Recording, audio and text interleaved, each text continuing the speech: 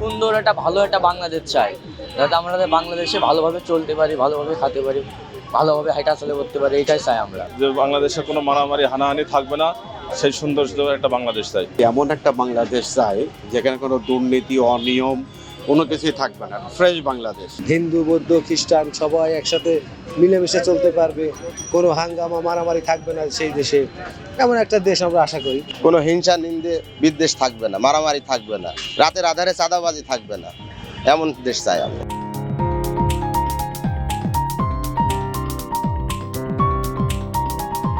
সন্ত্রাস এবং অপরাধমুক্ত সমাজ চাই, কারণ এখন সমাজের যে অবস্থা, চারিদিকে নৈরাজ্য, সুন্দর করে ব্যবসা করতে পারছি না।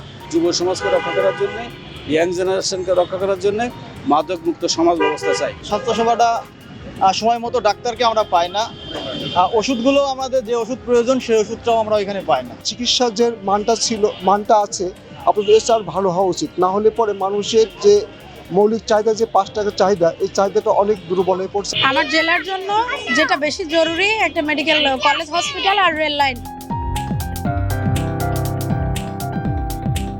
যদি গ্যাস সংযোগটা হয় তাহলে আমাদের ঝিনাইদহ জেলায় আর একটু উন্নত হবে।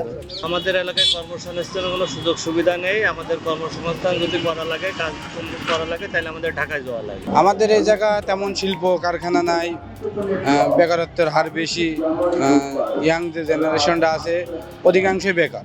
চাঁদাবাজ যেন আমাদের কালীগঞ্জে ঝিনাইদহে না থাকে, আমাদের এইটাই প্রত্যাশা সরকারের কাছে।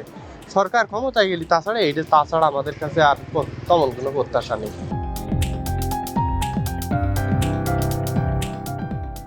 আমাদের এই শহর থেকে গ্রামের যে পথ, এই পথের রাস্তাঘাটটা অনেকটা ভঙ্গুর।